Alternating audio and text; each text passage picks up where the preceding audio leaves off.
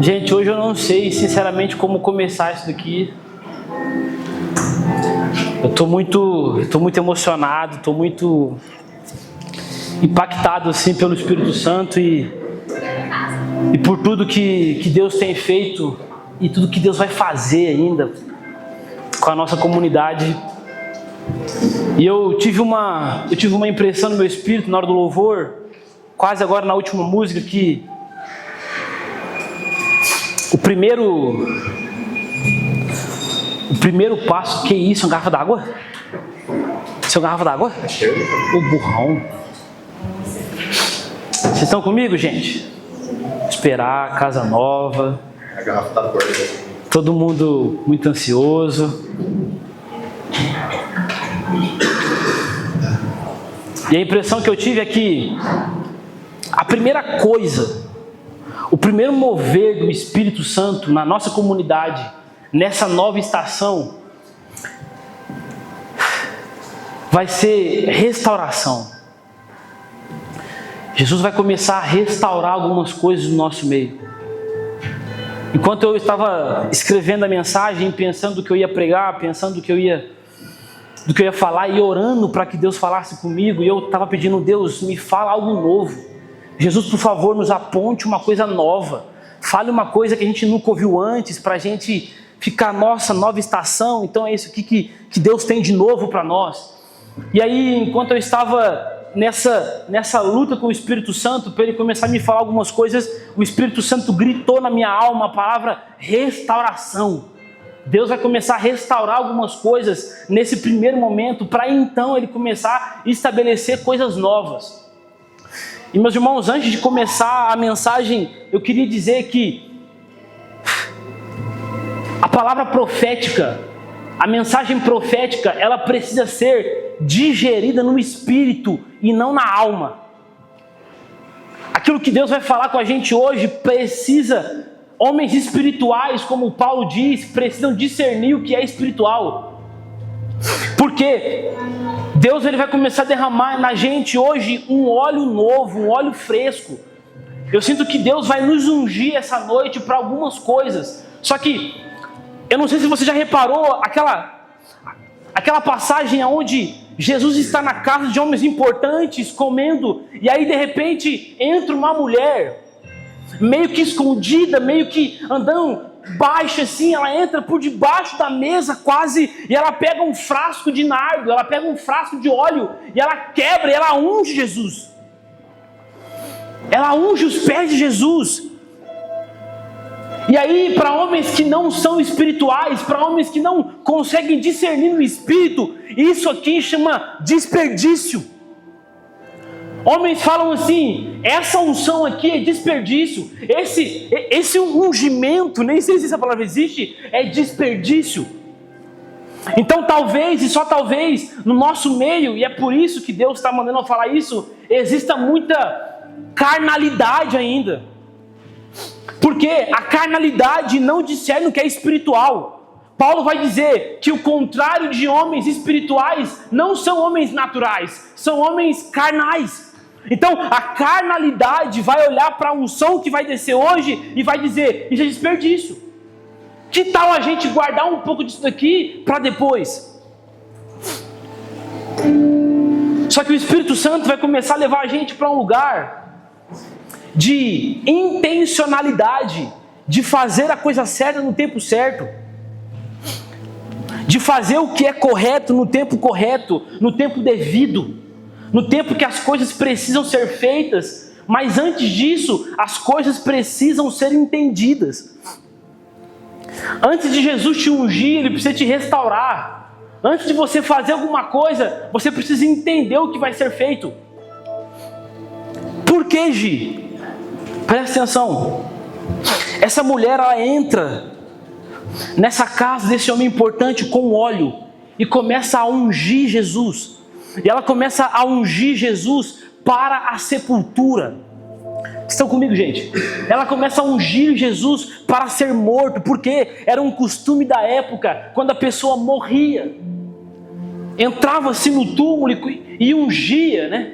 Ungia o corpo, derramava óleo sobre o corpo.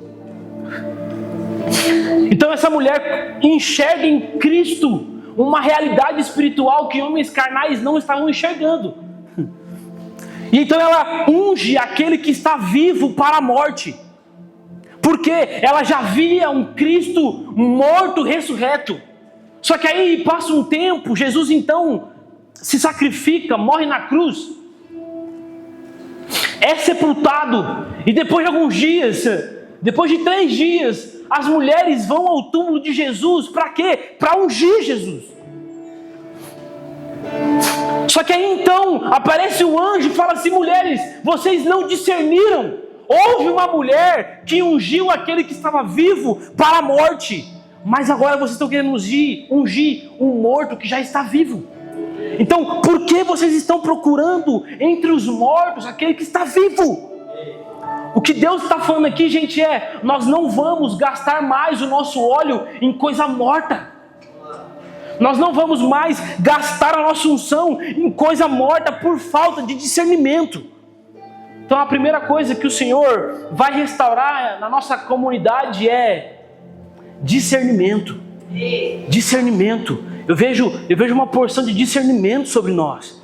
Discernimento para um tempo, fazer as coisas corretas no tempo correto. Eu aprendi essa semana a diferença de eficiente para eficaz. Jesus não quer que você seja apenas eficiente, mas sim eficaz. Eficiente é ser excelente em tudo que faz. Eficaz é fazer o que precisa ser feito na hora exata. Então, meus irmãos, eu queria que nossos corações estivessem dobrados essa noite para que o Espírito Santo pudesse nos moldar, amém? Amém. E, meus irmãos, nós estamos entrando numa nova estação, nós estamos entrando num novo tempo. E é muito importante dizer que Deus não mudou a estação da CMD, Deus não mudou o tempo da CMD porque nós mudamos de localidade. Não, nós mudamos de localidade porque Deus mudou o tempo. Nós mudamos de localidade porque, assim como o Lê falou semana passada, nós olhamos para os céus e nós vemos a nuvem se mover. Então não fazia mais sentido ficar ali.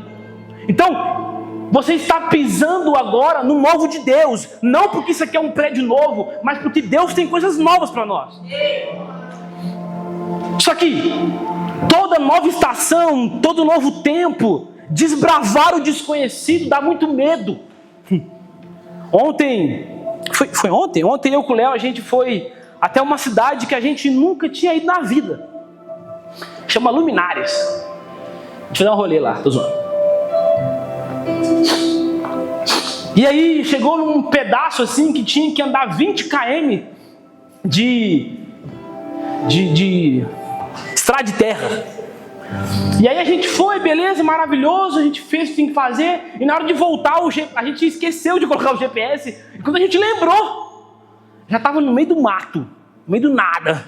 Aí o Léo olhou assim e falou assim: não tem que virar aqui? A gente olhou assim, só mato. Eu falei: não, Léo, acho que não. Acho que não tem que virar aqui, né? Ele falou: não, tem sim. Aí ele deu ré no carro e entrou e começou a andar assim. E ele falou: ei, rapaz, acho que não é aqui não. Aí nós voltou. Por quê, meus irmãos? Porque desbravar o que é desconhecido gera muito medo. E aí o Espírito Santo fez com que o GPS pegasse. A gente colocou lá e o GPS ligou, né? E falou: oh, glória a Deus. E aí, com a informação de para onde ir, nós pudemos acelerar.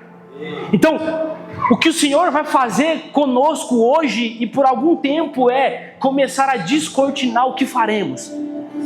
Então, toda nova estação, todo novo início de caminhada, é necessário clareza, é necessário direcionamento, discernimento, é necessário ouvir a voz de Deus.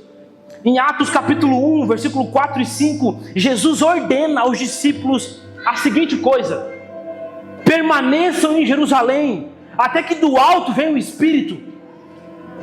A igreja, a comunidade ia começar a viver um novo tempo, começar a viver o tempo de Pentecostes, o tempo da igreja que seria explosivo. Então, de repente, Jesus fala assim: olha, vocês vão entrar no novo tempo, agora permaneçam em Jerusalém, até que do alto venha o Espírito. E aqui eu queria que vocês prestassem muita atenção. Jesus ordena que eles permanecessem para quê, gente? Vamos lá. Vocês falam ainda? Para que eles recebessem o Espírito Santo. Então a ordem de Jesus para que eles se movessem era: fiquem parados. A ordem de Jesus de movimento para os discípulos era: fiquem parados até que recebam. Só que aí o mais louco é que em Atos 8, em Atos capítulo 8, Filipe está provocando uma espécie de avivamento. A Bíblia fala que em Samaria, Filipe estava quebrando o pau, estava pregando o evangelho, estava curando os enfermos. E aí de repente, tudo isso estava acontecendo no batismo de Jesus. E aí, como uma palavra profética, Pedro e João são orientados e falam assim: vão agora para Samaria, para que eles recebam o Espírito Santo. Então, por uma palavra profética, para Atos 2 fiquem parados para receber o Espírito Santo. Em Atos 8 se movam para lá para que recebam o Espírito Santo. O que isso quer dizer? Todo novo caminho, toda nova estação é dependente de uma coisa: receber o Espírito Santo. Receber o Espírito Santo. Meus irmãos, eu vejo que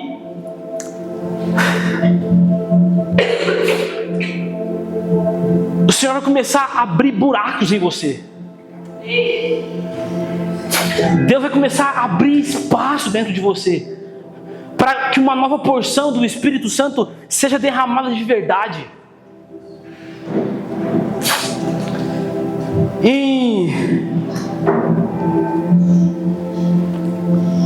quando a gente olha para Atos, e olha para Atos 2 e Atos 8, o Espírito Santo, ele é para um propósito, ele é para uma coisa. Isso é uma coisa que nós precisamos entender para ontem. O Espírito Santo não é para que o Gabs toque uma boa canção e eu sinta algo do Senhor. O Espírito Santo não é para que você, deixe as suas dívidas. O Espírito Santo não é para ser usado por você.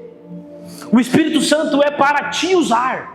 Então, o poder do Espírito Santo para uma nova estação é ser guiado pelo Espírito Santo.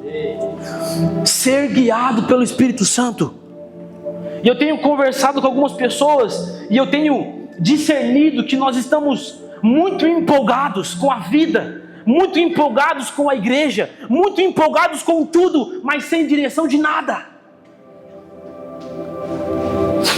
Eu conversei com uma pessoa essa semana e ela falou assim: Gi, parece que Deus está me apertando de todos os lados. Então eu olho para a minha vida sentimental, Deus está me apertando. Eu olho para a minha vida financeira, Deus está me apertando. Na igreja, Deus está me apertando. Por quê? É só moendo as azeitonas que o azeite é feito.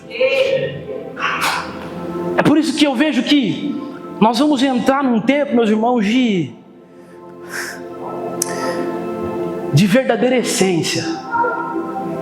De verdadeira essência. Onde azeitonas estragadas vão ter que, pelo poder do Espírito, ou se converter ou sair do pote. Porque quando nós somos prensados, quando nós somos apertados, quando nós somos moídos, aquilo que é verdadeiro em nós começa a escorrer. Então, se eu pego agora o seu casamento e eu aperto ele, o que sai?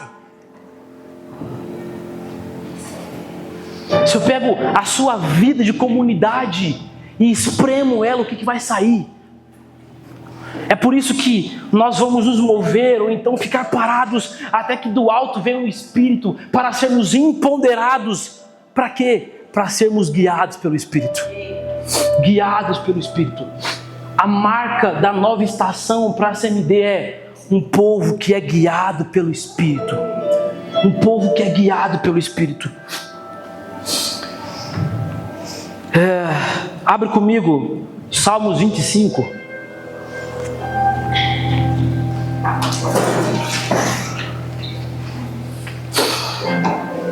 Nós precisamos urgentemente do Espírito para nos guiar.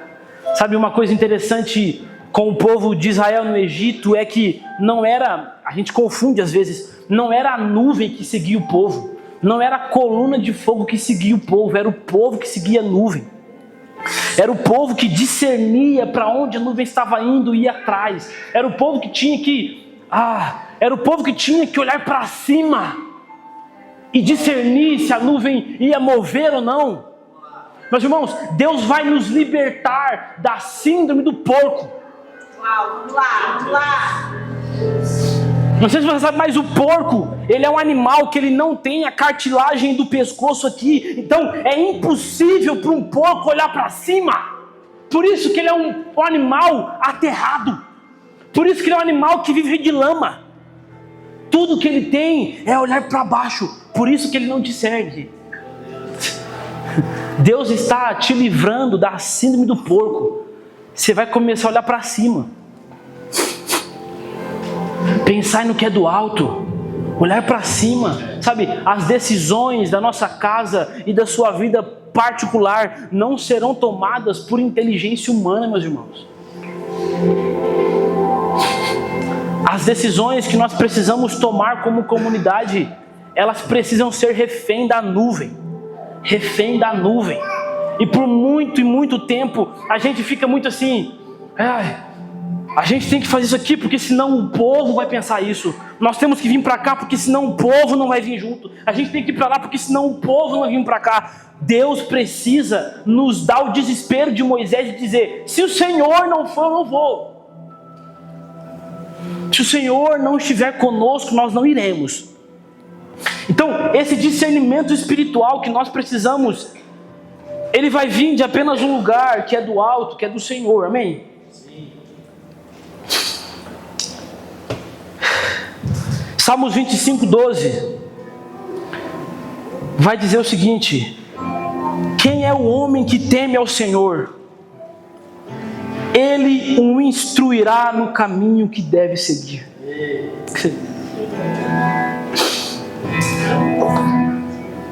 Quem é o homem que teme o Senhor? Esse homem que teme o Senhor, que se relaciona com o Senhor, esse homem será instruído pelo Senhor no caminho que ele deve seguir. No caminho que ele deve seguir. Então, se está faltando clareza, não está faltando mesa com o pastor, está faltando relacionamento com Deus. Olhar para cima, olhar para Deus, perguntar: e aí, Deus, para onde nós iremos agora? O que nós faremos agora? Então, o homem que teme o Senhor, se relaciona com Ele, é instruído em todo o caminho que deve seguir. Então, um novo tempo, uma nova estação, um novo começo, exige duas coisas. Exige organização e ordem. Repita comigo: organização e ordem. Organização e ordem. Só que nós precisamos entender qual que é a diferença de organização e de ordem. Organização é diferente de ordem. Eu vou te dar um exemplo. Jesus, ele está pregando o evangelho para uma multidão de mais de 5.000 pessoas. E aí, de repente, dá meio-dia, barriga ronca, todo mundo fica tipo assim: nó, que fome. E aí, com fome, ninguém presta atenção. Jesus era esperto, gente. Com fome, o povo fica bravo. Ninguém presta atenção. A Gessamino com fome, gente. Meu Deus do céu, mano. Meu Deus do céu. Tipo assim, ela faz me bater mesmo, porque a fome é do diabo. Deixa as pessoas endemoniadas. Então deu meio-dia, e aí Jesus fala assim: olha, vou pregar o evangelho mais aqui. Jesus fala: gente, tá com fome o pessoal aqui. E aí ele fala assim: fala o seguinte, organiza o povo. Organização. Jesus pega 5.000 pessoas, mais de 5.000 pessoas, e começa a organização. Senta de 50 aqui, agora senta 100 aqui, e começa a organizar. Isso aqui é organização. Por quê? Porque era um tempo novo, era um tempo onde a palavra precisava ser pregada para multidões. Então, Jesus era organizado. Então, a organização de Jesus foi feita. E aí, de repente, os discípulos chegam a Jesus com 5 pães e 2 peixinhos. E aí Jesus ergue e dá uma ordem. Jesus ergue e dá uma ordem: seja multiplicado agora. Então a organização serviu a ordem. Jesus organiza o povo e agora ele dá uma ordem. Então, meus irmãos, o que nós estamos fazendo aqui agora, o que nós estamos há quase um mês fazendo, é organização. Nós estamos organizando a casa de Deus. Nós estamos organizando as pessoas. Nós estamos organizando fisicamente o templo de Deus. Mas também o Espírito Santo está nos organizando há um tempo já. Colocando algumas coisas do lugar. Tirando algumas coisas do lugar. Capacitando algumas pessoas. Abaixando algumas pessoas. Levantando algumas pessoas. Por quê? Porque para um novo tempo a organização é necessária. Por muito tempo eu fiquei tipo assim, Jesus, parece que a gente estava indo tão bem. Parece que a gente estava indo, era uma igreja tão boa. Não tinha problema. Não tinha nenhuma desavença, a gente era incrível. E aí de repente o Espírito Santo começou a nos organizar. Só que organizar pedras dói. Organizar pessoas, você vai ralar uma com a outra. Você vai raspar uma na outra. Então a organização de Jesus dói. Mas assim como na multiplicação, Jesus, depois de organizar, Ele deu uma ordem.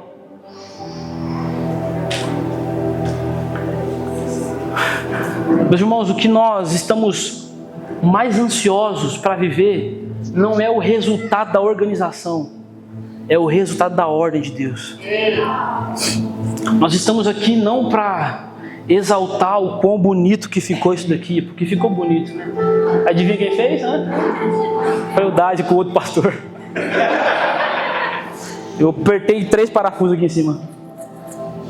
O que nós queremos não é o resultado da organização. O que nós queremos é que Jesus erga o pão dele e parta sobre nós. O que nós queremos é que Jesus erga a nova revelação e parta sobre nós.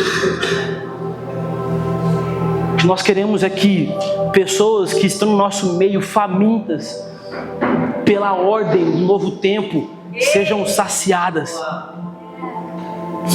Meus irmãos, você precisa olhar com olhos espirituais. Deus está nos dando pessoas desesperadas.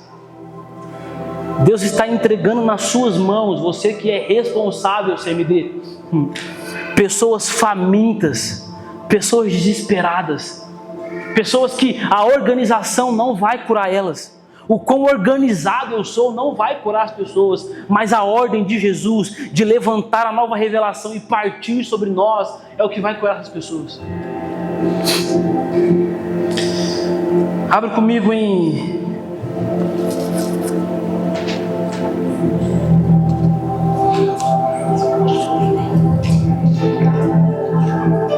eu só queria, antes de falar o texto, eu queria falar uma coisa. Jesus, ele organiza as pessoas na multidão. E aí ele vem, um discípulo vem e fala: Jesus, tudo que nós temos é isso daqui. Um cestinho de pão, um cestinho de peixe. Então Jesus pega e ergue, dá graças a Deus e parte.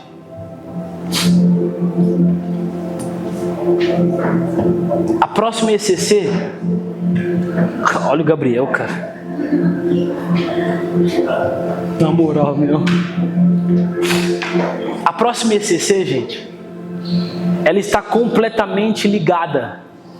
E aí você vai falar assim: ah, Gi, você está puxando sardinha para ECC. Mas vocês vão entender. A próxima ECC está totalmente ligada ao novo de Deus. Sabe qual que é a proposta da próxima ECC? Quem você é em Deus? O que você tem para dar para Deus? Quem você é no reino? Quais são as suas habilidades no reino de Deus? Resumindo, qual é o seu pãozinho? Qual é o seu peixinho? Então nós vamos juntar todos os nossos pães, nossos peixinhos, e vamos entregar para Jesus. Jesus, se para a nova estação precisa de pão e peixe, o meu pão está no cesto. Se para o novo tempo precisa de um pouquinho mais, o meu peixinho também está aqui. Então Jesus vai erguer, dar graças e partir para uma cidade. Para uma cidade. Presta atenção, Jesus não multiplicou os pães. Presta atenção, Jesus não multiplicou os pães. Jesus pegou os pães e partiu, e os pães se multiplicaram. E os pães se multiplicavam. Já há um tempo que nós vemos falando sobre isso, Jesus ele não vai levantar um homem agora como o homem referência da cidade, o homem avivalista da cidade. O que Jesus está levantando é uma comunidade de homens e mulheres comprometidos com o reino de Deus. Homens e mulheres que não estão negociando se o seu pão é pequeno ou se o seu pão é grande. Estão colocando no cesto o seu pão. Então Jesus não fará nada. Jesus não fará nada, meus irmãos, com quem não é comprometido com uma casa. Jesus não fará nada com quem não é comprometido com o pão dele. Vocês estão comigo? Sim.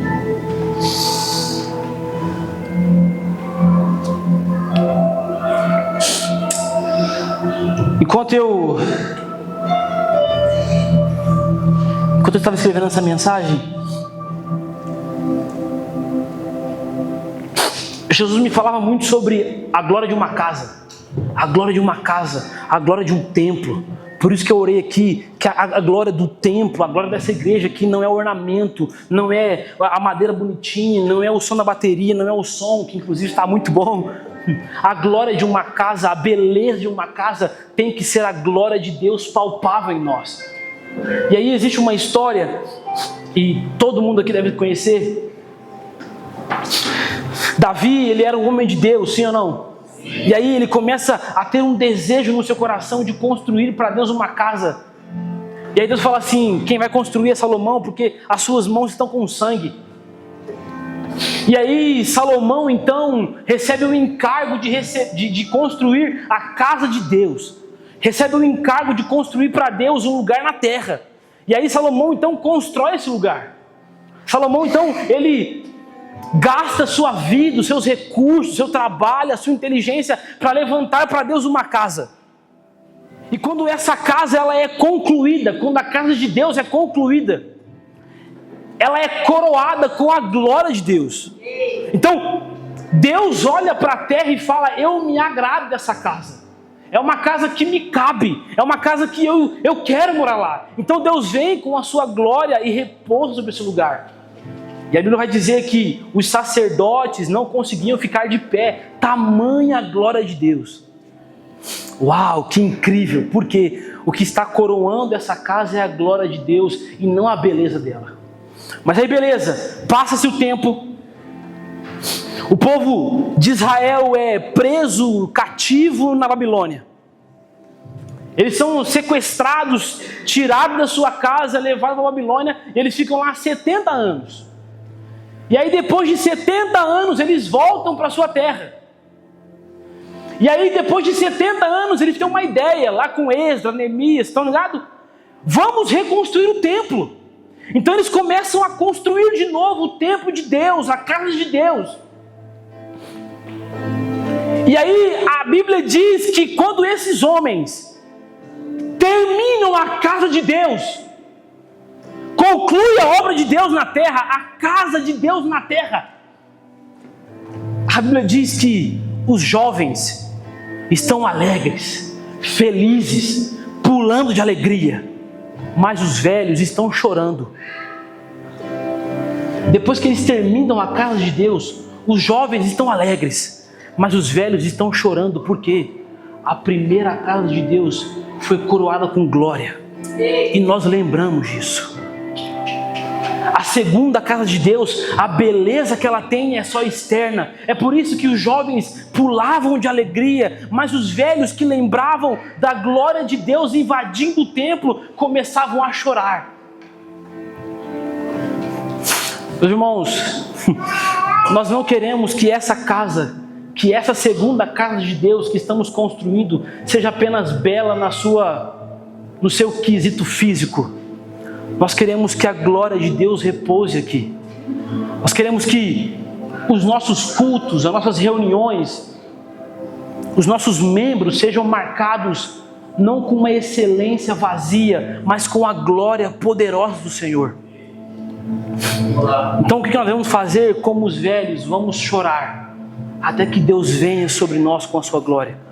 Vamos nos arrepender até que Deus venha com a glória, a ponto de eu não conseguir pregar. Existe uma nova porção de fome para nós. Existe uma nova porção de desejo pelo Senhor para nós. Enquanto eu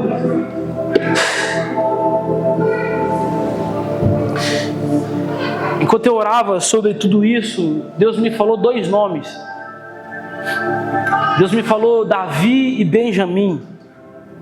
Então hoje nós vamos passear um pouco na história desses 2 homens e entender um pouco do que Deus quer falar com a gente. Abre comigo aí 1 Samuel 16.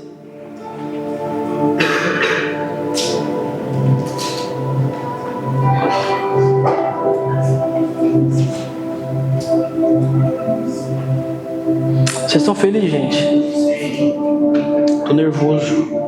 1 Samuel 16, versículo 1.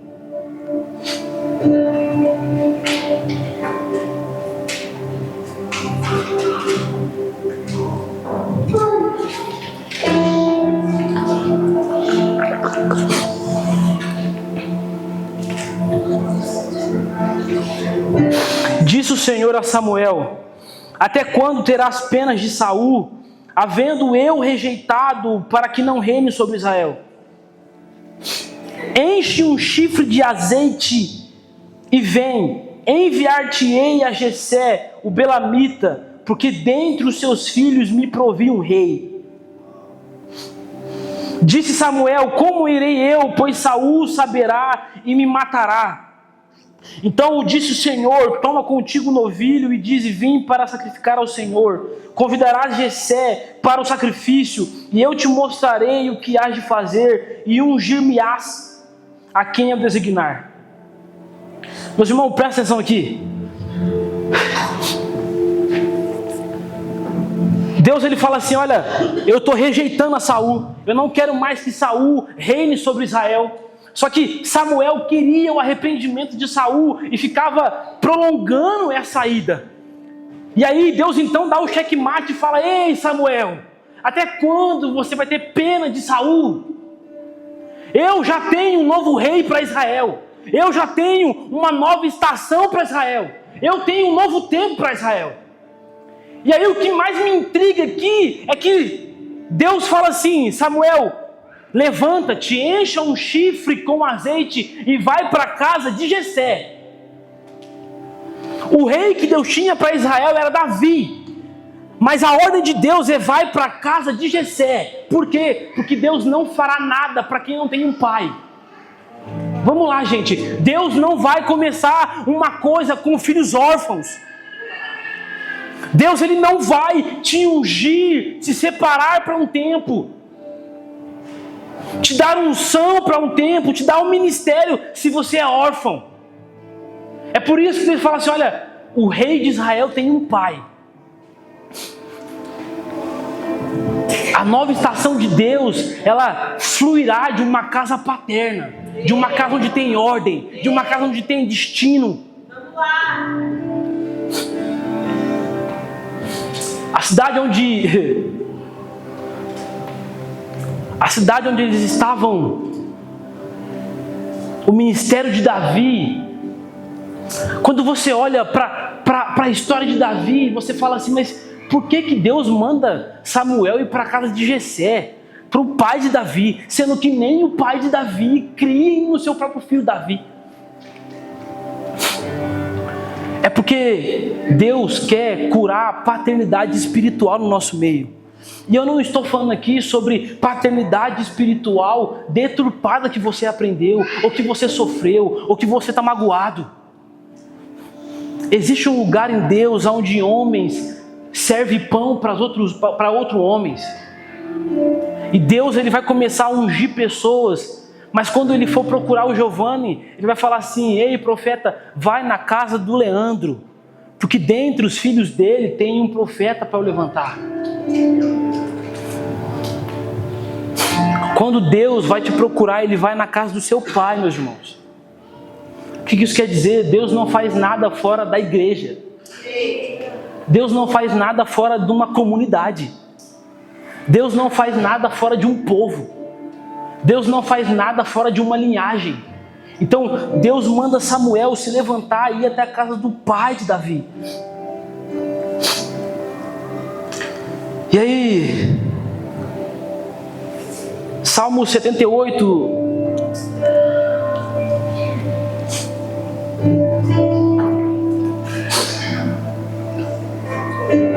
Salmo 78, 72, é um salmo incrível.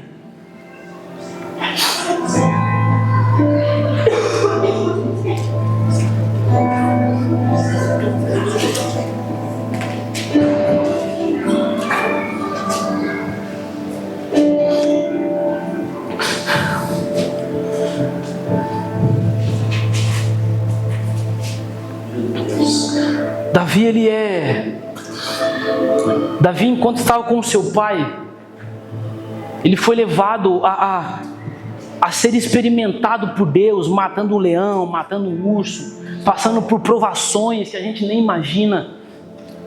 Davi, ele aprende a governar sem ter coroa. Davi, ele aprende, Deus leva Davi para uma escola chamada Escola da Integridade de Coração.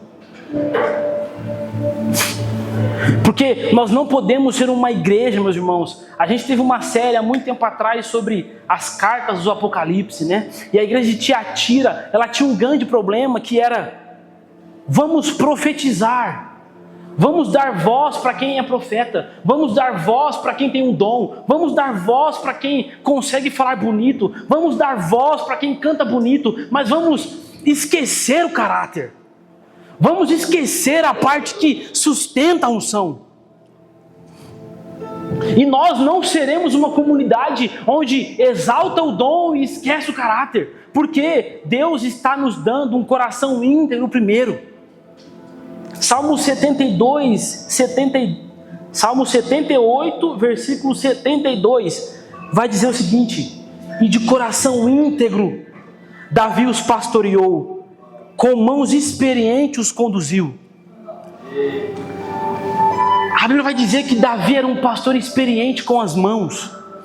Davi era um homem que tocava sua harpa maravilhosamente. Então, com as mãos experientes, Davi os conduziu. Mas o primeiro versículo, a primeira parte é: e com o coração íntegro, Davi os pastoreou. Com o coração íntegro, Davi os pastoreou. Então, se Deus não nos der integridade de coração, será inútil o trabalho das nossas mãos. O que nós precisamos, meus irmãos, é integridade de coração. E isso só se acha numa casa paternal. Isso só se acha numa casa onde tem homens e mulheres que vão te alimentar, que vão te corrigir, que vão te abraçar, que vão te apontar um destino. Então, quem governa sem integridade de coração é Saul. E Saul representa a vontade humana. Saul representa o governo da vontade humana, o governo pela vontade humana. E é exatamente por esse motivo que Deus o rejeitou. E é exatamente por esse motivo que Deus manda Samuel encher um chifre com óleo. Porque o chifre simboliza a vontade de Deus ungindo um povo. A vontade de Deus ungindo uma pessoa.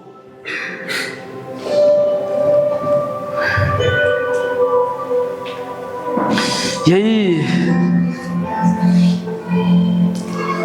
Davi, ele começa a entrar num tempo de preparação para o governo de Israel. E todo mundo conhece a história que Davi mata um urso, Davi mata um leão, Davi arranca da boca do leão uma ovelha. Então, Deus está ensinando Davi a governar sem coroa. Deus está ensinando Davi a governar sem olhar para o brilho da coroa. Porque o governo quem consegue governar sem coroa está pronto para a coroa. Mas quem depende de uma coroa para governar não quer o peso do cajado, quer o brilho da coroa. Davi foi aprovado para ser um rei sem antes sentar num trono. E trono aqui é governo, gente, governo mesmo. Eu tenho orado para que Deus coloque a CMD no lugar de governo na cidade.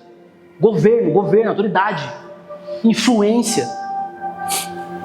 Mas Deus está nos ensinando a governar sem coroa.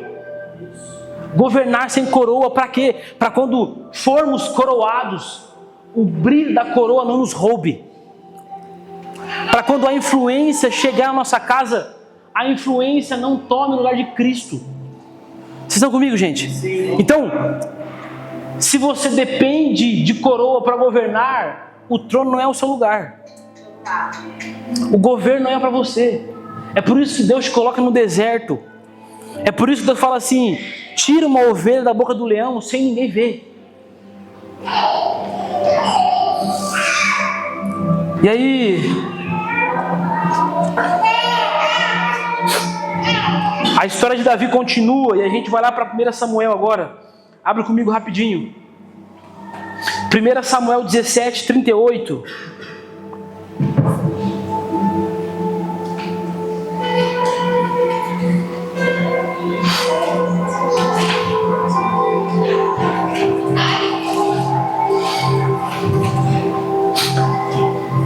Samuel 17:38 vai falar: Saul vestiu Davi com a sua própria túnica, colocou nele uma armadura e lhe pôs um capacete de bronze na cabeça. Davi prendeu a espada sobre a túnica e tentou andar, porque não estava acostumado com aquilo. E ele disse a Saul: não consigo andar com isto, pois não estou acostumado. Então tirou tudo aquilo e em seguida pegou o seu cajado, escolheu no riacho 5 pedras e colocou-as na bolsa. Isto é no seu alforje de pastor, com a sua funda na mão, aproximou-se do filisteu. Enquanto isso, o filisteu, com o seu escudeiro à frente, aproximava-se de Davi. Então, Davi ele começa a ser treinado, e aí a história dele vai discorrendo, e aí chega esse episódio aqui que existe um gigante. Golias está afrontando o povo de Israel, está afrontando o Deus de Israel. E aí Davi, comprometido com a sua casa, comprometido com a sua obra, comprometido com o seu Deus e com o seu povo, fala: esse problema é meu problema, então eu vou resolver. Faz parte da identidade de Davi resolver problema que não é seu. E aí então Saul fala assim: beleza, você quer ir lá? Toma a minha armadura. E aí a gente sempre vai fazer a analogia de que a armadura é métodos, né? Livrem-se dos métodos de Saul. Agarre-se no que Deus está fazendo. Mas enquanto eu li esse texto, Deus falou exclusivamente para a CMD. A armadura de Saul não são os métodos. A armadura de Saul para nós é o mérito. Se desfaçam do mérito de vocês. Se desfaçam. Gente, nós somos muito orgulhosos. E Deus está curando o nosso orgulho hoje. Nós nos achamos sim a última bolacha do pacote.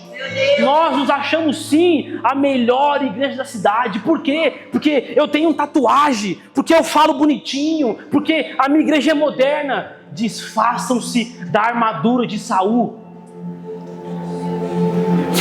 Quando o gigante cair com a cara na terra, não será o mérito da CMD. E aí no versículo mais para baixo, no 44, vai dizer: disse mais o filisteu a Davi: vem a mim e darei a tua carne às aves dos céus e às feras do campo. Então Davi, porém, disse aos filisteus: tu vem a mim com espada e com lança, porém eu venho a ti em nome do Senhor. Meus irmãos, o que Deus vai fazer com a nossa comunidade, nós não poderemos, nós não vamos ter a opção de dizer: não, porque foi o meu escudo que fez. Não, porque foi a minha espada muito bem desembainhada e muito bem amolada que fez. Não, porque foi o meu capacete que é muito bom. Não, porque foi a ECC que tem um excelente pastor. Não, porque foi o louvor que tem um excelente tecladista. Não, a glória é de Deus. A glória é de Deus. Isso aconteceu por quê? Porque nós fomos no nome do Senhor. E eu vou ser muito assembleiano agora. Meus irmãos, nós temos que aprender, nós jovens arrogantes, Nós, jovens, que nos achamos melhor que todo mundo. Meu Deus. Uma coisa que os antigos falavam, minha mãe falava muito isso, Deus não divide a glória dele com ninguém. Então, se a CMD for colocada no lugar de governo, primeiro você precisa colocar a sua cara no pó. Largar o peitoral de Saul, largar o capacete de bronze de Saul. Por quê? Porque vocês vêm a mim com espada, escudo, lança, mas nós, homens e mulheres simples, vamos no nome do Senhor. Então, meus irmãos, a palavra para nós é: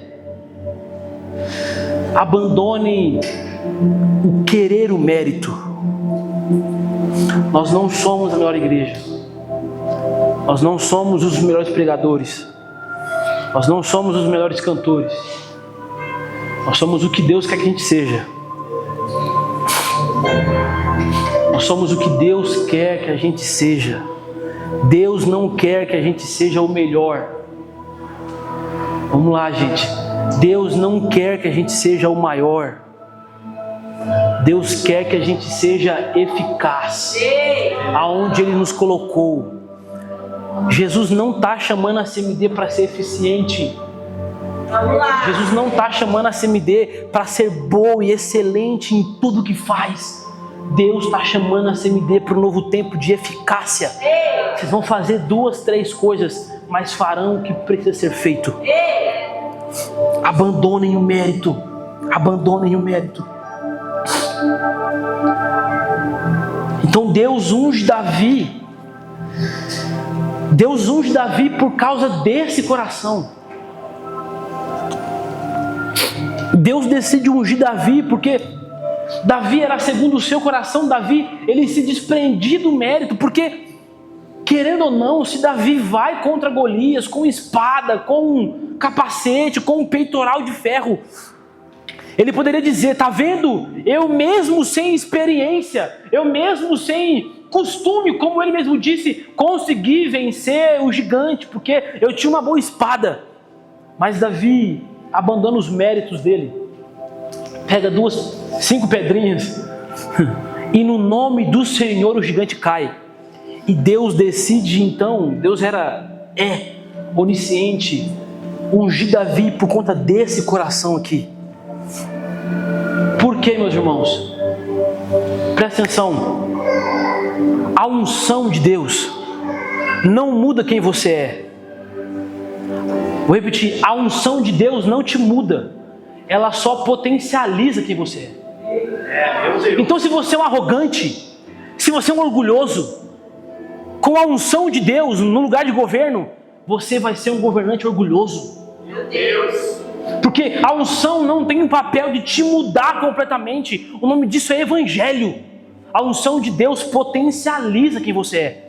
É por isso que Davi, quando não tinha ninguém olhando, arrancou uma ovelha da boca do leão. Mas quando Davi também, quando tinha todo o Israel olhando, ele arrancou o Israel da boca de Golias. Porque a unção potencializou quem Davi era.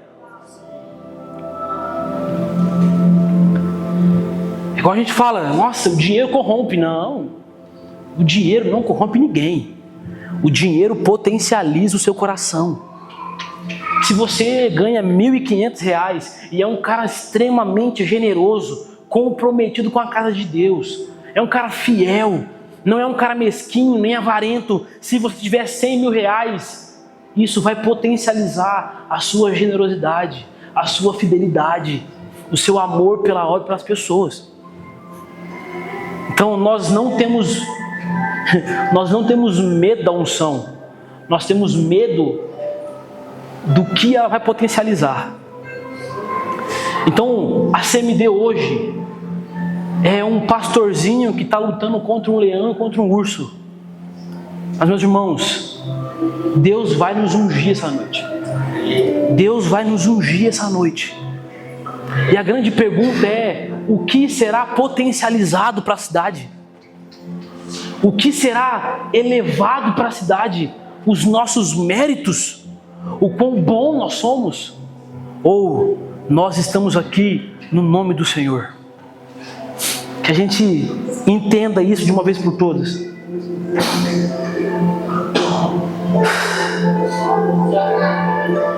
E aí, ainda falando sobre unção, tanto é verdade que a unção não te muda, só te potencializa, que a mesma unção fez mal para Saul, mas fez bem para Davi. Porque Saul tinha um coração aterrado, Davi tinha um coração na eternidade. Saul, quando pecava, olha que loucura, Saul, quando pecava, ele não implorava pelo perdão de Deus, ele dava desculpas para não perder o trono. Davi, quando pecava, dizia: eu vou para o deserto, deixa o trono. Ele falava: tira tudo de mim, só não me tira a sua presença. Porque mais valioso que o governo é a presença de Deus. Então, meus irmãos, nós vamos ser potencializados essa noite. Eu via claramente Deus enchendo um chifre de azeite e derramando sobre a nossa comunidade. Mas antes disso, Deus vai tratar o seu povo. Deus vai tratar o seu coração. Deus vai tratar você que é orgulhoso, cara. Deus vai tratar nas coisas nas coisas maiores, mas nas coisas menores também. Você que não consegue pedir perdão, cara. Você que não consegue se humilhar. Você que não consegue olhar para si e enxergar o seu próprio erro.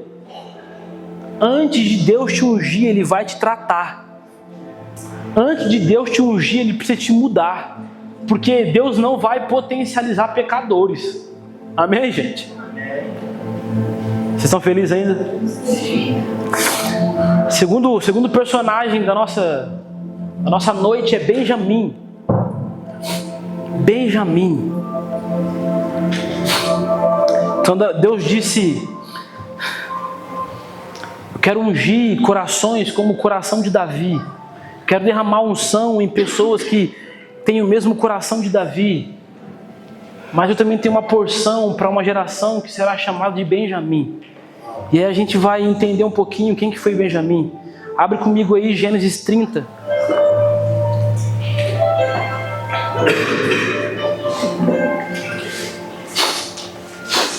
Gênesis 30, versículo 1. Nossa, acho que eu não abri.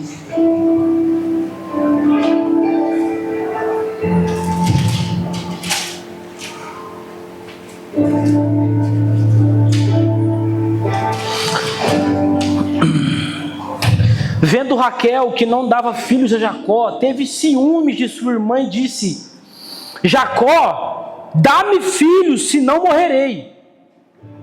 Então Jacó se irou contra Raquel e disse: acaso eu estou no lugar de Deus, que ao teu ventre impediu frutificar? Respondeu ela: eis aqui Bila, minha serva, coabita com ela, para que dê à luz e eu traga filhos ao meu colo por meio dela. Então vamos lá, recapitulando rapidinho aqui. Jacó, ele trabalha por Raquel por 7 anos. Ele chega em Labão e fala: ô Labão, sua filha é top, hein? Quero casar com ela. Ele fala assim: então, mas aqui não é de graça não, 7 anos de trampo. Aí ele: beleza. 7 anos trabalhando. Você trabalharia 7 anos para Thaís? De graça? Aí. Sei não, hein? Então Jacó trabalha. Já pensou? Jacó trabalhou 7 anos para receber Raquel.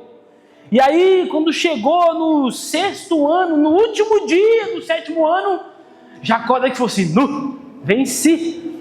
Chegou em Labão: ó, acabei lá de capinar, a chega tá top. Raquel, cadê? Ele falou: então, aqui é costume, não dá a mais nova, dá a mais velha primeiro. Então, leva Lia. Ô, na moral, se eu trabalho 7 anos pela Gessamine, chego no pai dela e falo assim: não, leva outra. Ele falou: o quê? Sacanagem. Mas Jacó amava tanto Raquel e era tão bonita, se apaixonou tanto por ela, que ele trabalha mais 7 anos por Raquel. E aí, então ele chega com 14 anos de trabalho para Labão e fala: Labão, ó, para de graça, hein? Agora eu acabei mesmo. E aí então Labão concede Raquel para Jacó, e aí eles vão ser felizes para sempre. Só que aí de repente Jacó descobre que Raquel era estéril. E naquela época era motivo de vergonha ser estéril. Era motivo, na verdade, de desonra. A mulher que não podia conceber filhos, ela era tida como uma pessoa que era amaldiçoada por Deus. A pessoa que era estéril, ela não tinha nenhum tipo de relevância na sociedade. E aí o texto que a gente leu aqui foi Raquel olhando para sua irmã, olhando para Lia, vendo que Deus abriu o ventre dela e ela concebeu. Ela teve ciúmes, ela teve inveja. E aí começou então com os jeitinhos brasileiros. Jacó, faz o seguinte, pega a minha serva aqui, ó, Bila, faz filho nela, que aí eu vou ter filho também. Aí, né? A gente engana o povo aqui. Então, para resolver esse problema, ela começa a dar os seus próprios jeitinhos, porque quem não consegue gerar filhos, começa a produzir resultados. Meu Deus. Quem não tem a capacidade de no Senhor gerar, começa a tentar fazer acontecer algum tipo de movimento, sabe? Sabe aquele culto que tipo assim, nossa, a gente não consegue romper, aí alguém vem aqui e lê o texto de Apocalipse, que é o texto que a gente lê. E eis que uma voz do céu disse, suba aqui. E a gente, oh. Porque quem não consegue gerar, começa a tentar produzir. Mas meus irmãos, Deus chamou a CMD para gerar, não para produzir. E então Raquel estéril começa a fazer esse tipo de coisas. E aí Lia também começa a oferecer as suas servas para Jacó. E aí então as servas começam a ter filhos e filhos e filhos ali. E aí de repente tem um monte de filho e nenhum é de Raquel. E aí, quando você continua o texto, você vai ver que Rubens, filho de Lia, sai para o campo. E quando ele volta com mandrágoras. O que era mandrágoras? Mandrágoras era uma planta que tinha um fruto assim, meio que parecia um tomatezinho. E aí, quando Rubens chega com essas mandrágoras, com a planta, e dá para Lia, Raquel vê. E Raquel fala assim, por favor, Lia, me dá essas mandrágoras, dá para mim essa planta. E aí Lia fica bolada, já pegou meu marido, quer minhas plantas? E eu nunca entendi, por que Raquel queria as mandrágoras de Lia. E aí ela faz uma coisa, meus irmãos, Raquel fala assim, não Lia, sabe, hoje era o meu dia de dormir com Jacó. Mas se você me der as mandrágoras, você pode ter intimidade com Jacó. Então Lia fala, na hora, dá para Raquel a planta. Mas aí eu fui pesquisar o que diacho é mandrágoras. Mandrágoras era uma planta que na época tinha meio que uma lenda sobre ela, de que quando a mulher era estéril e pegava aquela mandrágora e comia do fruto da mandrágora, ela era renovada na sua fertilidade. Raquel mais uma vez tentando gerar pelos seus próprios méritos e não pela noite de intimidade com o noivo.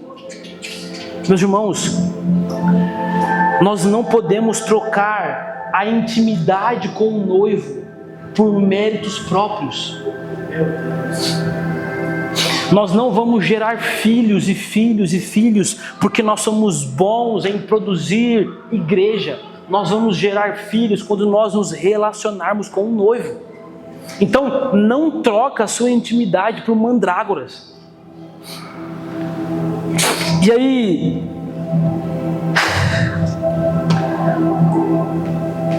o resultado da Lia então faz a troca e fala, fica as mandrágoras, eu vou ficar com Jacó. E aí, por conta dessa noite que Lia passa com Jacó, Lia engravida e dá à luz a um filho. E o nome do filho é Issacar. E aí a gente vai entender quem que é Issacar. A gente vai entender o que uma noite de intimidade com o noivo produz. Abre comigo 1 Crônicas 32. Desculpa, 1 Crônicas 12.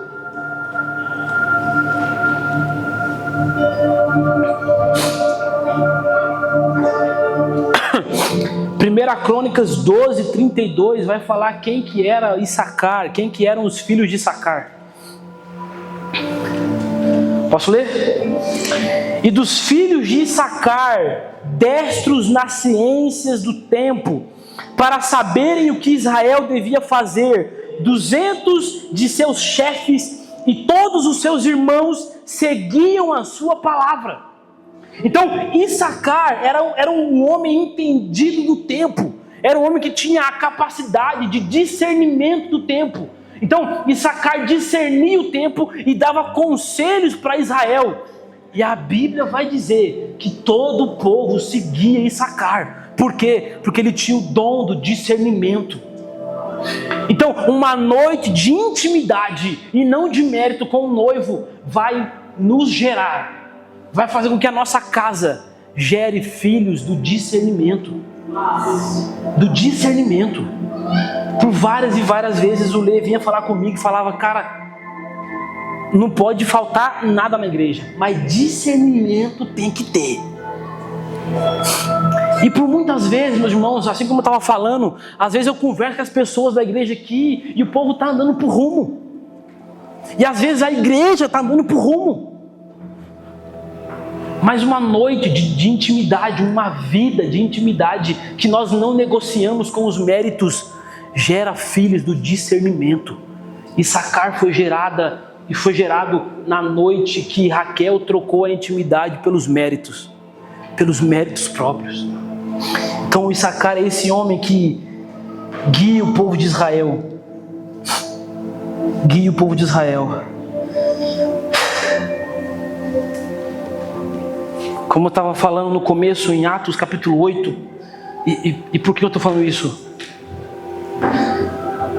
Cara, discernimento.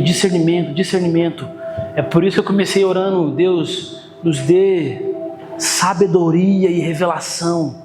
Sabedoria e revelação.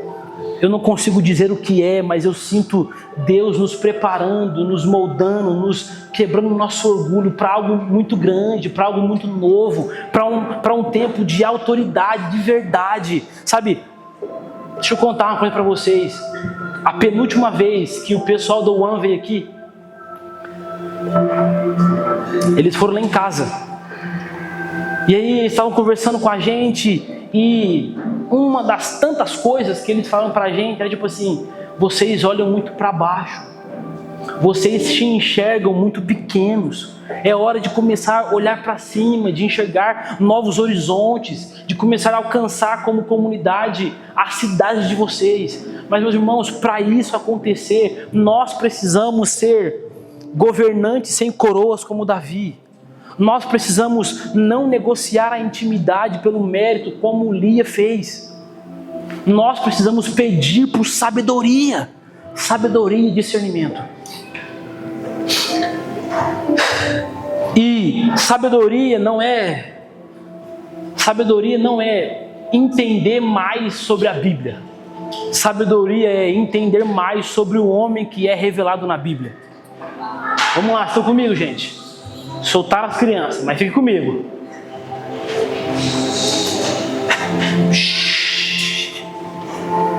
Amém?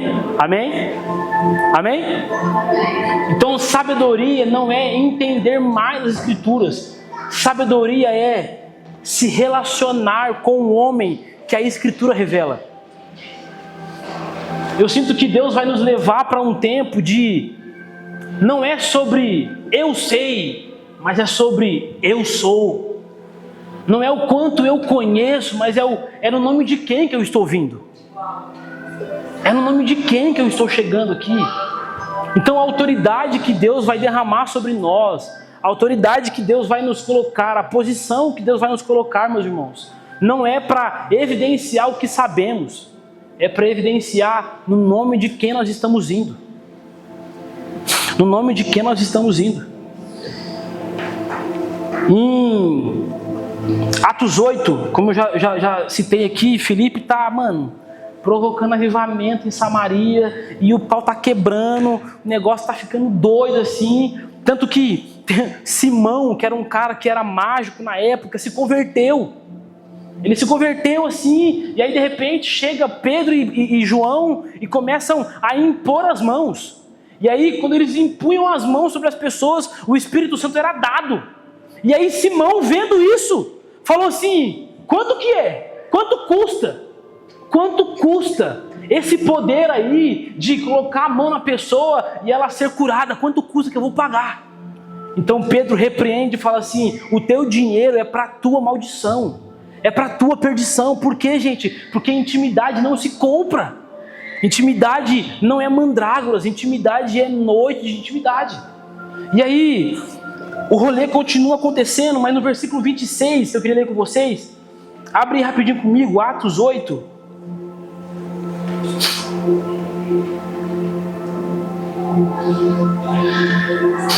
Atos 8.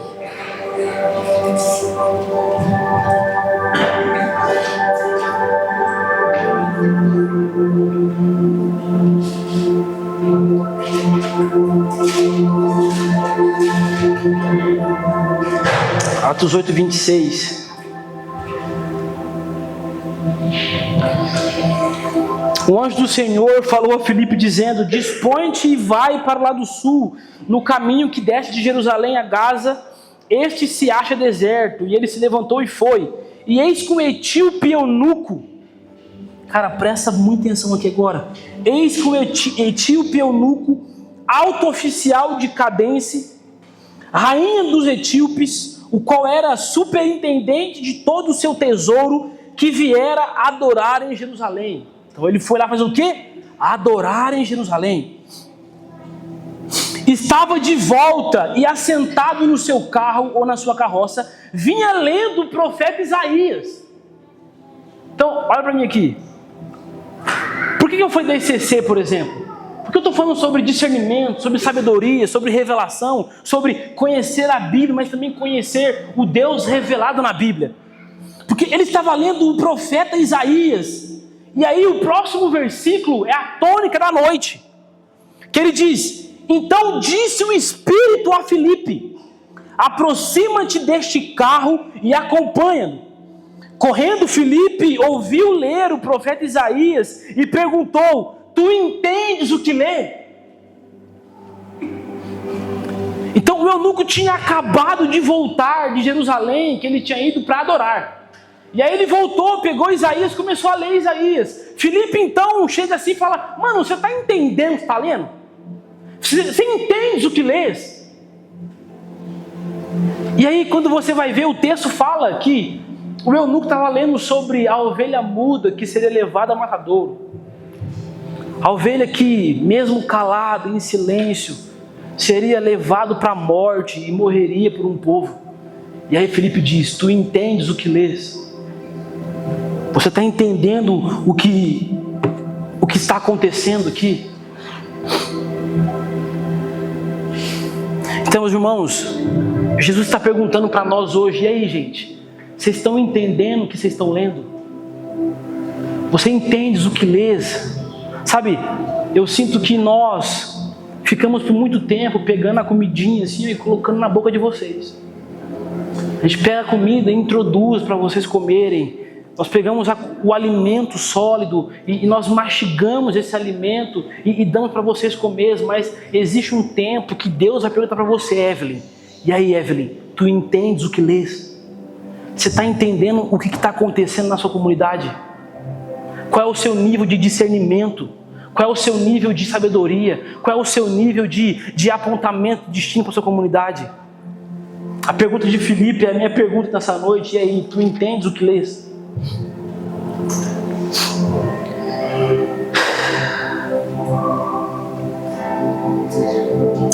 Gênesis 35, voltando para a história de Raquel.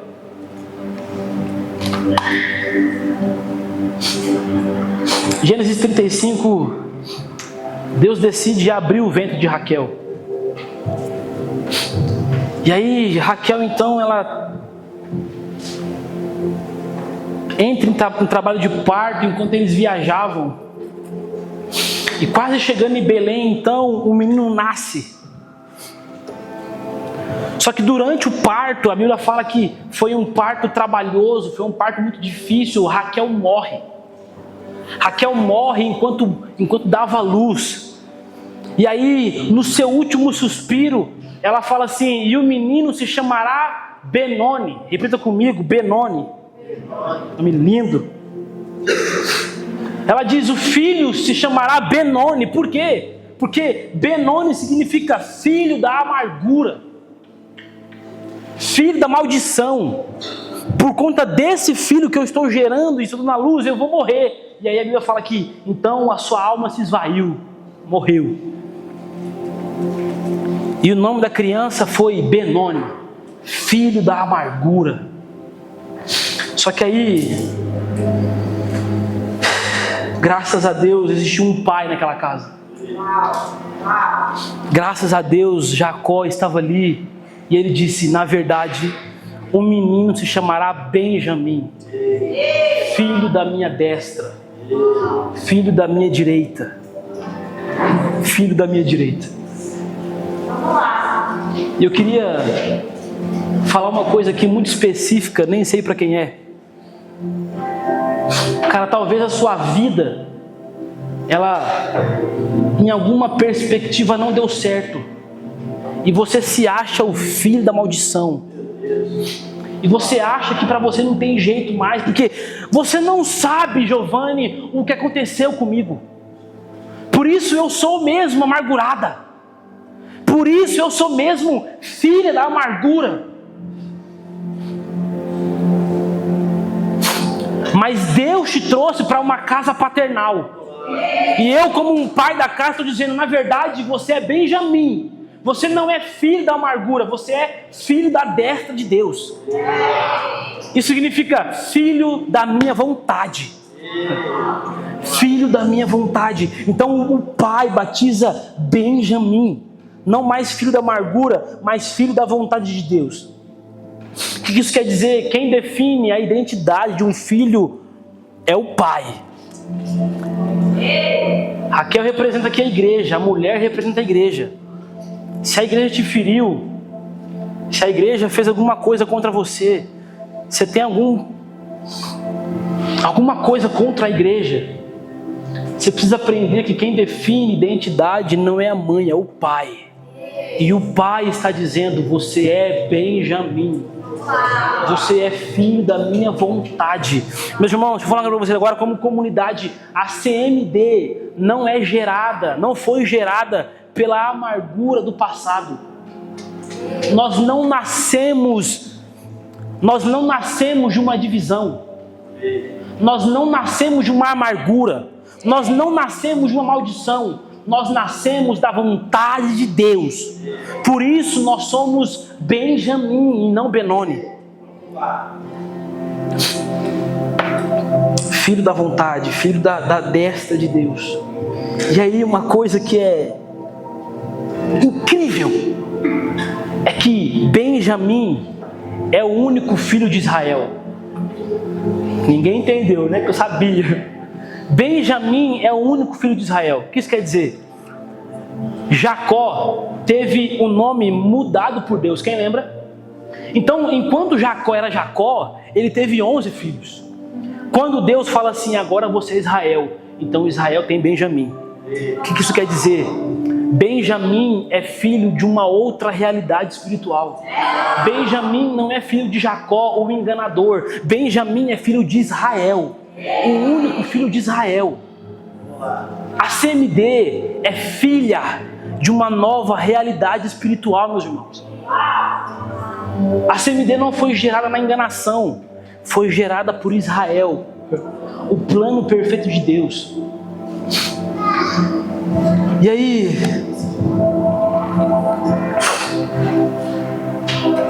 abre comigo Gênesis 49.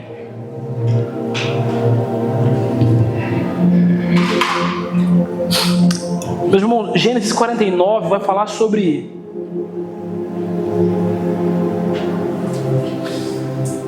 beleza, Giovanni, eu sou Benjamim, eu tomo posse, amém, graças a Deus. Mas o que é Benjamim? Quem é Benjamim? O que Benjamim faz? Tanto como pessoas individuais, como comunidade, o que faremos agora? Para onde nós iremos? Já que eu não sou Benoni, filho da maldição, mas Benjamim, filho da vontade de Deus, o que eu faço agora? E aí, Gênesis 49, 20, você fala assim, ó, Benjamim é lobo. Alguém entendeu? Uma coisa engraçada, gente. Deus já falou que nós é galinha, já falou que nós é porco, já falou que nós é águia. Uma vez foi coruja. O Lê falou, nós é coruja. Eu falei, amém. Nós é coruja. E aí, Benjamim é lobo que despedaça o jugo e pela manhã comerá a presa e à tarde repartirá os seus despojos.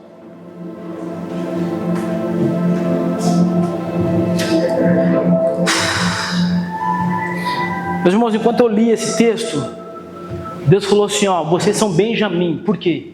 Benjamim é lobo, ele despedaça o jugo. Ele despedaça o jugo. E agora eu preciso que vocês tenham muita fé comigo, amém? Deus vai levantar a CMD para despedaçar o jugo de uma cidade. Despedaçará o jugo de Baipendi.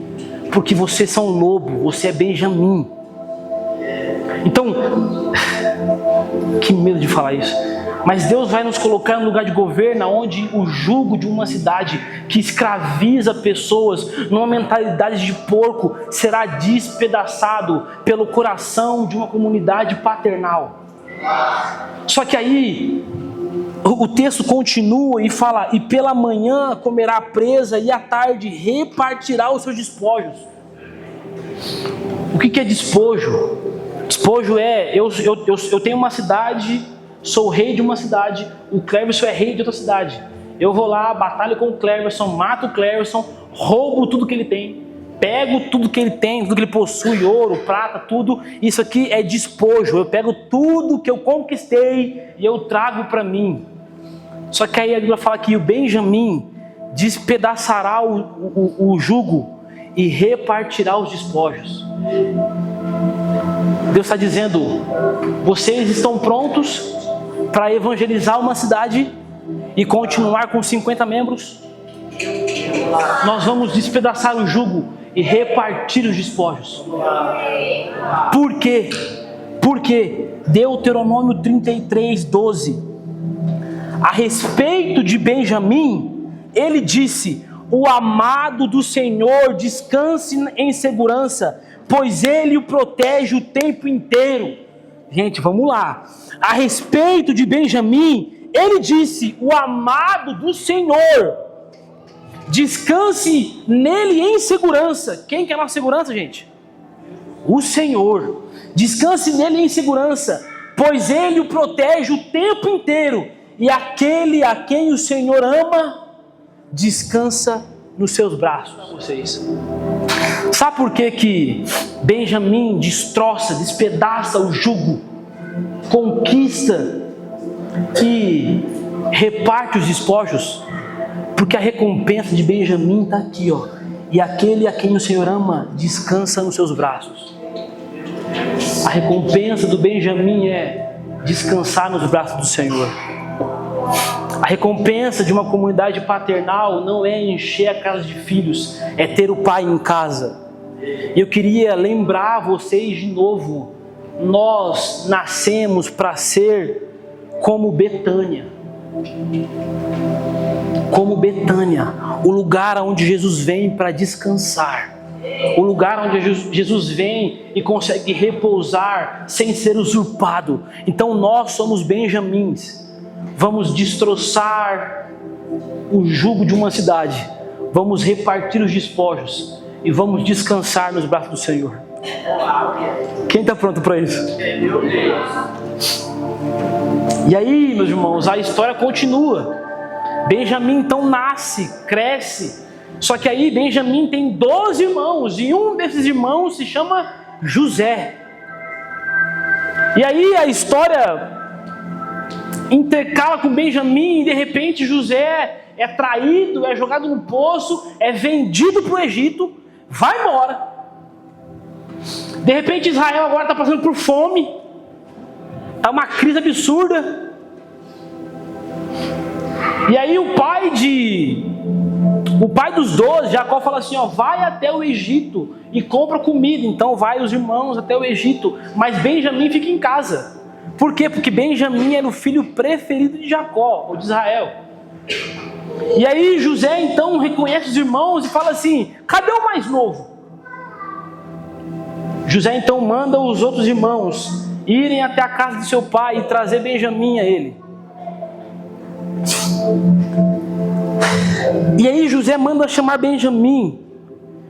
E quando José olha para Benjamim, reconhece Benjamim, o seu irmão mais novo.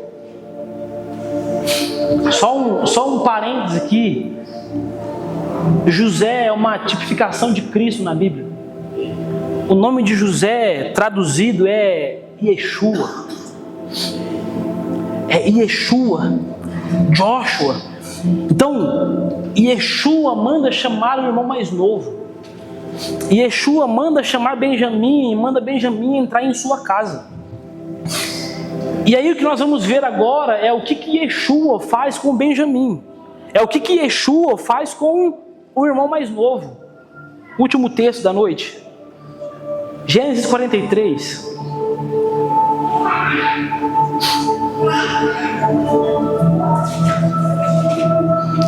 Gênesis 43. Meu Deus. Versículo 29.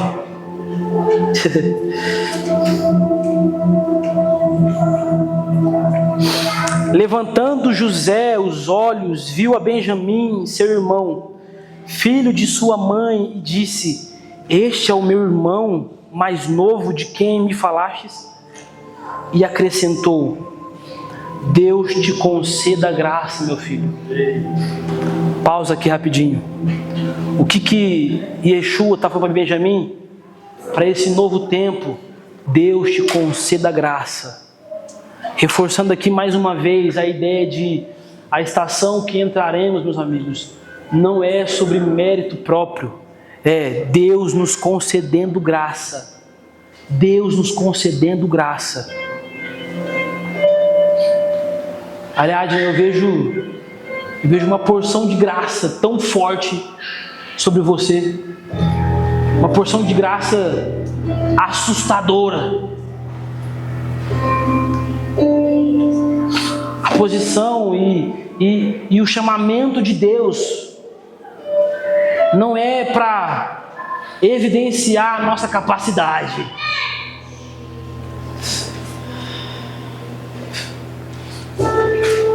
O chamado de Deus nunca evidencia a capacidade humana. O chamado de Deus evidencia a graça absurda de Deus. Como é possível um homem como Moisés fale no seu falar, libertar um povo? Que Deus te conceda graça.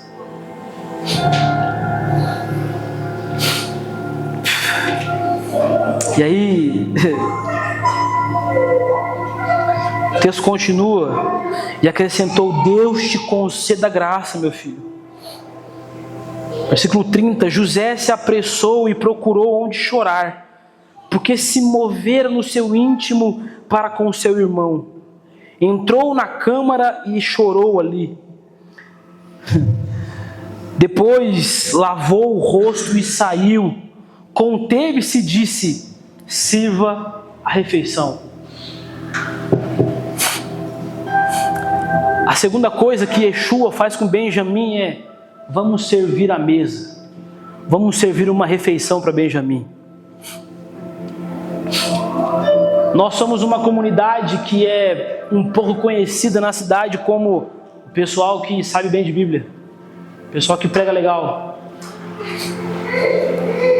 Mas o que Jesus está falando para nós hoje: eu vou voltar a servir a mesa para vocês. Eu vou voltar a colocar alimento para Benjamim.